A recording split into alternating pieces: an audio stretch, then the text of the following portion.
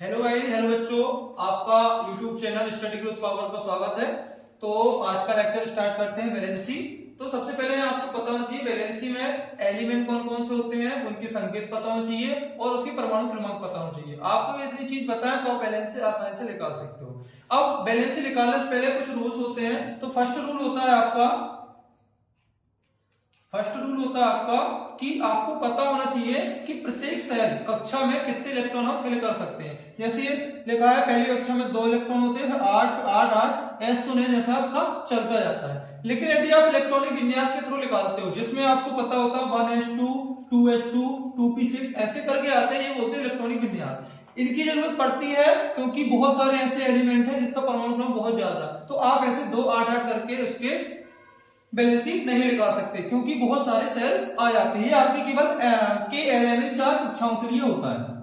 के एलिमेंट ये 4 कक्षाओं के लिए होता है। तो हाँ, ये भी पढ़ेंगे, इलेक्ट्रॉनिक विन्यास वाला ही पढ़ेंगे कि उसमें 2 8 8 18 18 32 32 ये कैसे फिल करते हैं। तो सबसे पहले आपको पता चाहिए कि इलेक्ट्रॉन कैसे फिल करते हैं। दूसरा रूल, सेकेंड रूल होता है कि आपको देखना पड़ता है कि लास्ट सेल में, लास्ट कक्षा में उसके कितने इलेक्ट्रॉन बचे हुए हैं, क्या उसको नीड है या उसको एक्स्ट्रा है जो उसको देना है। और थर्ड रूल होता है कि आपकी लास्ट कक्षा में कितने इलेक्ट्रॉन होने चाहिए, मैक्सिमम 8 इलेक्ट्रॉन होने चाहिए। मैक्स कितने, 8 इलेक्ट्रॉन होने चाहिए।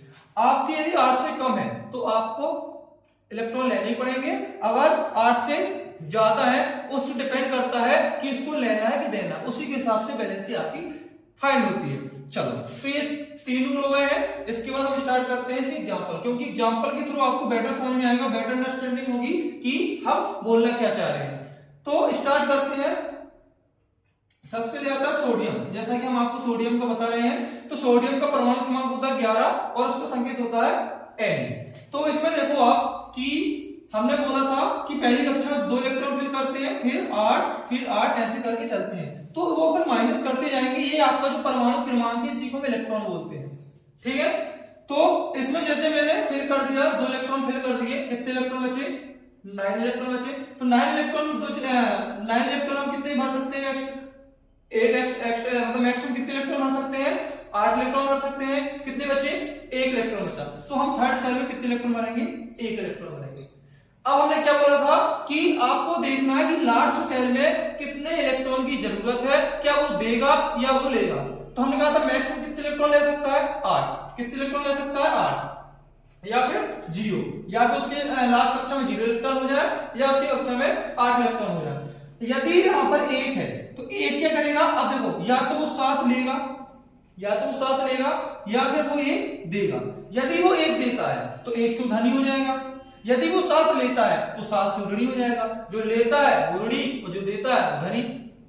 चलो, तो अब आप भी सोचो कि कोई व्यक्ति 1 रोटी से भूखा रह सकता है लेकिन 7 रोटी जबरदस्ती नहीं खा सकता। यहां पर क्या है, 7 रोटी वो ले रहा है जो कि उसे पॉसिबल नहीं है कि 7 रोटी वो खाएगा। इससे अच्छा क्या करेगा कि भाई साहब मैं 1 रोटी से भूखा रह लूंगा लेकिन हम 7 रोटी नहीं ले सकते एक्स्ट्रा। तो क्या करेगा, वो 1 इलेक्ट्रॉन को दे देगा, और जब वो 1 इलेक्ट्रॉन को देगा इसलिए इसके ऊपर चार्ज आ जाता है +1, और ये आपका हो गया +1, इसकी वैलेंसी हुई। सेकंड एग्जांपल लेते हैं ऑक्सीजन। सेकंड एग्जांपल है ऑक्सीजन। ऑक्सीजन का परमाणु क्रमांक होता है कितना, 8। परमाणु क्रमांक कितना होता है, 8। तो वैसे पहली कक्षा में कितने इलेक्ट्रॉन, 2, दूसरी में 8। ना जी ना, आपके पास कितने इलेक्ट्रॉन बचे हैं ये देखना है। तो मैंने 2 इलेक्ट्रॉन फिल कर दिए, क्या कितने थे यहाँ पे, 8। तो कितने बचेंगे, 6। तो हम यहाँ पर कितने, 6 इलेक्ट्रॉन भरेंगे।